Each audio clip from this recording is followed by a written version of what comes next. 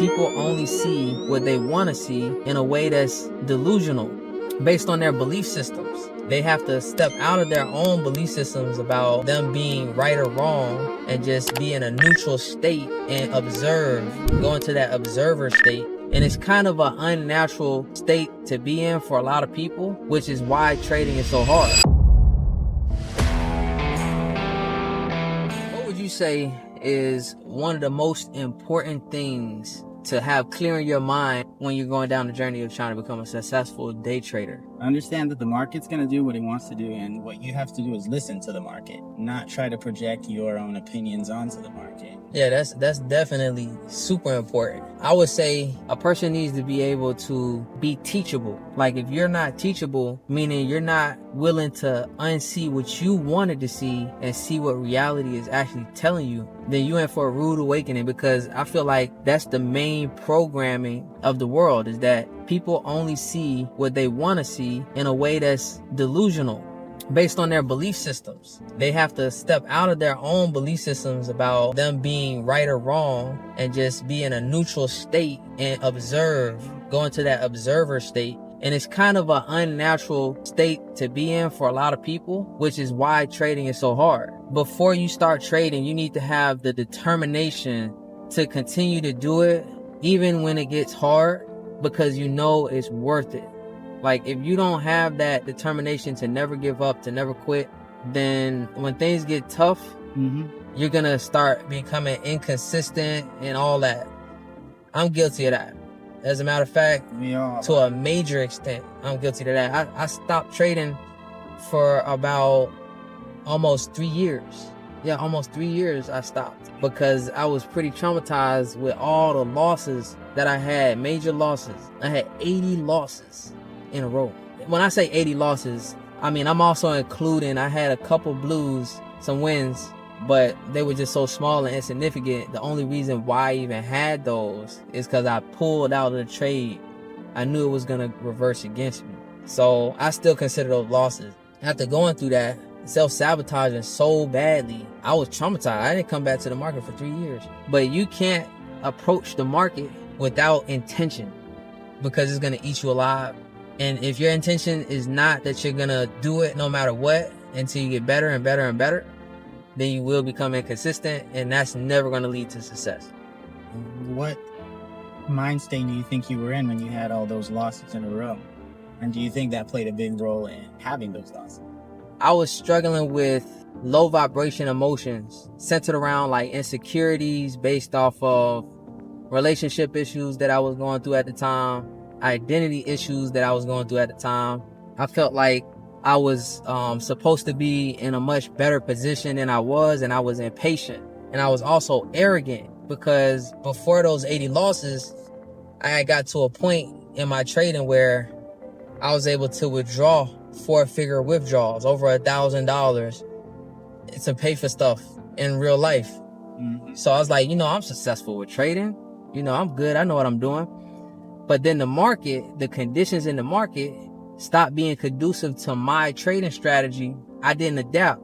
I kept doing things the same way. I didn't have the perspective that I have now, that you have to listen to the market instead of trying to keep doing the same thing that you think is supposed to work. So, like with the market, whatever moves are happening is decisions that's already happened. There's no ifs, ands, or buts about it. It already happened. These are decisions, transactions that happened in the past. You're not looking at about to happen, maybe. This factually has happened. Money has exchanged hands. That's what you're looking at, the past. And you have to look at patterns of what already happened in the past to make a decision about what will happen in the future. And none of us have a crystal ball. None of us know what's going to happen in the market. At the end of the day, although you have confidence, you have to also have a level of detachment about it. You have to approach the market counting for losses in your trading strategy, to know that not 100% of my trades are going to be wins. If I have 1, 2, 3, 4, 5, 6 losses, this is within my trading plan. I'm not over leveraging, so this is something that I can tolerate. Because if you don't have that kind of mindset, you're experiencing losses, and then all of a sudden your confidence is starting to go down, and you start to emotionally trade, Mm-hmm. and that's the problem. People don't account for losses in their psychology. They have to know that that's a part of their trading plan to experience several losses. Exactly. And I went through that, I went through that as well. I didn't have as many losses in a row as you did. I think you hold that record for now. For But sure. when I would have, a couple losses, maybe 2 or 3 in a row, then that's when I would start to get into a losing streak because my confidence would go down. I would start breaking my own rules. Let me ask you this. When it comes to nervous system regulation, how do you feel like that relates to success in general in life? Like, do you know anything about the nervous system and, how it affects your behavior and things like that? Triggers and things like that? I do not know. I'm No? more of like a jungle boy, very intuitive. So Yeah. Well, that's great.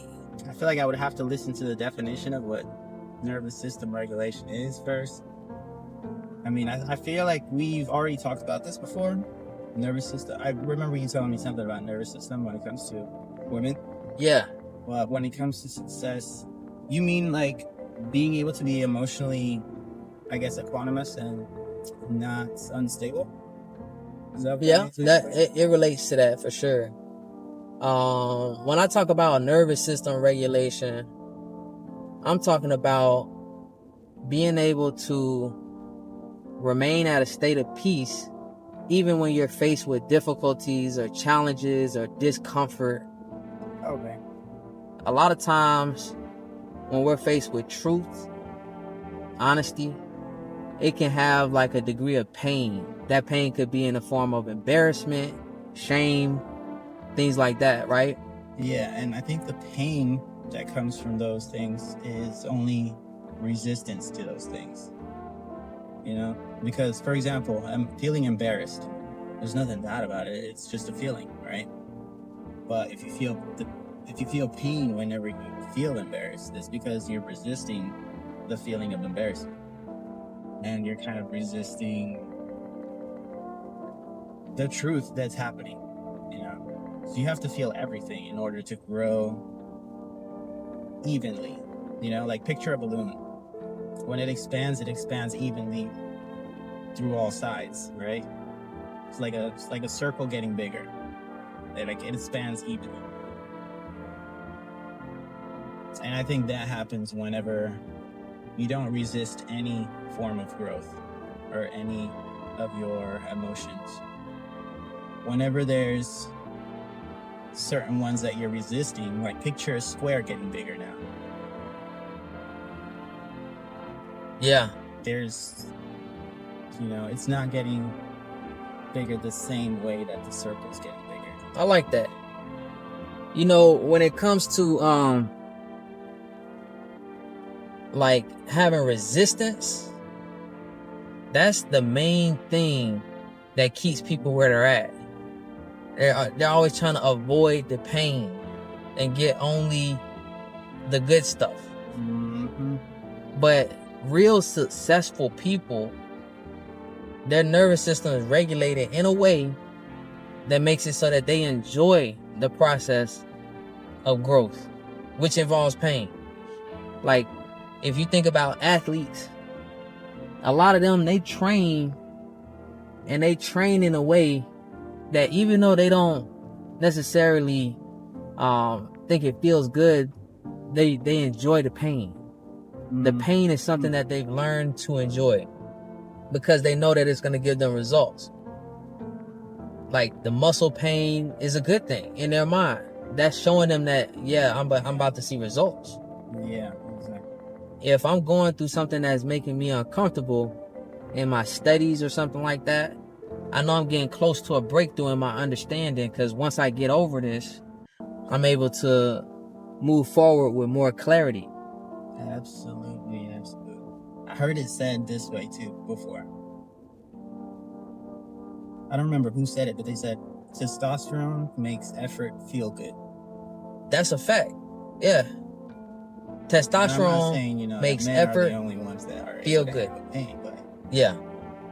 Obviously, because women give birth, right? Yeah, They can handle pain now. I give them huge credit for that. They like to be slapped on the butt hard, you know, all that Mhm. freaky stuff.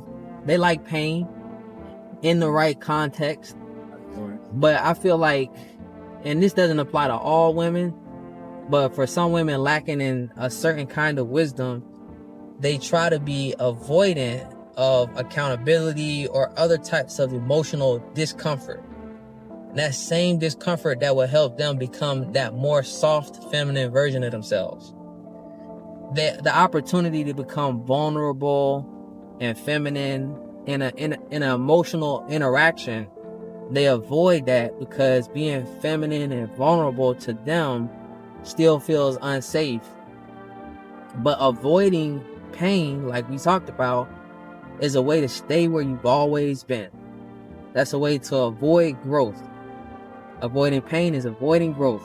I feel like it's the man's responsibility at that point to provide a safe space, you know?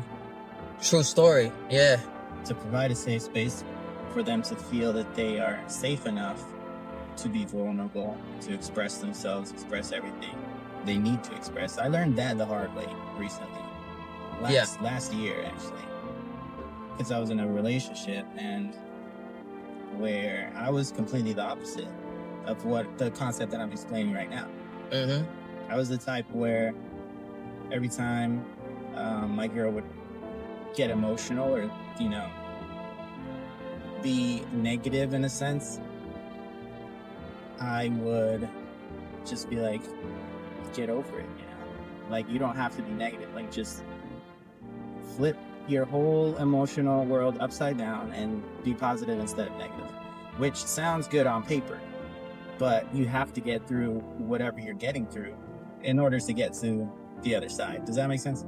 So if she was going through certain things, certain emotions, she wasn't just gonna be able to, you know, basically teleport herself from negative to positive without me showing her that safe space. But for me to just tell her, you know, don't think this way, think a different way, that was me invalidating her whole experience. Yeah. And with that invalidation, that's when they start to feel Invalidated. not safe enough Yep. to be vulnerable. Because it's basically like saying, you're lying. You know, I'm smiling. The dude at the state park just said we can go in free. I would push pause on the recording right when that happened. Like, that's crazy. Right when I got blessed, man. But, you know, to continue on what you were just saying, like, when it comes to women feeling their emotions and men being able to hold space for them, that's an opportunity for a man to build attraction in a relationship, because when a woman feels like a man's anchored enough in his masculinity that he can hold space for her chaos, so that she can go through her storm and be in a safe space where she's not judged, where she's not belittled or anything like that, where she's not made to try to fit into his mindset, where she's being met with logic because of her emotions. You trying to like fix her with logic and stuff like that.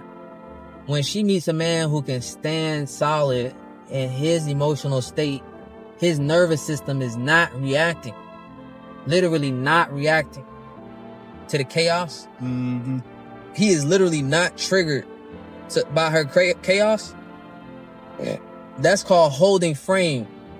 Being the rock. That's being a rock. You gotta be solid in your peace and in your love. Because it's one thing to shut down emotionally because you don't want to deal with the intensity of the situation. Mm-hmm. And it's another thing to be able to still hold the entirety of her in love and closeness, even though who she's being at that moment is an ugly version of herself. That's something that a lot of men have not evolved to. And then when I use the word ugly version of herself, I'm just saying this is not the most ideal, pleasant experience of her. You know what I'm saying? Like, this is kind of an unpleasant experience of her. She's yelling, she's angry, and all that. And there's nothing wrong with that, because everyone has ups and downs, right? Everybody has ups and downs, but it's supposed to be expected when it comes to women for them to be able to, like, express themselves that way. Because we got this saying among men, it's an insult among men, right? Like, when we say this to each other, this is an insult. But for women, this is as expected. And that insult is, when we talk to men, why you acting like a bitch? You know, man, you bitchy. Why you acting like a bitch? Right? But with women, that's what they are. They are bitches. They are. Respectfully. Yes, they are women. It's in their nature to have those emotional highs and lows. And I think it's important to garner more and more respect by demand, not through verbal demand, but through energetic demand. Because when you're able to not fail the test, because she's always going to test your vibration, whether that's consciously or unconsciously, it's a test. It's a test. Yeah, and it's most of the time subconscious, because that's just in their DNA, to test you as a man, to see if you can still hold frame. Then that's going to gain respect for her, from her, in a way that is so powerful that she will be your dream woman. She'll do all the freaky stuff you want. The sexual attraction will be there because there's polarity. You're holding your masculine charge and not giving it away, allowing her feminine ways to sway you. You know what I'm saying? But, you know, right now we're going to end on that, because it's time for us to go ahead and get it in, man. We about to go swim in the spring in the natural Blue Spring State Park. So y'all stay tuned.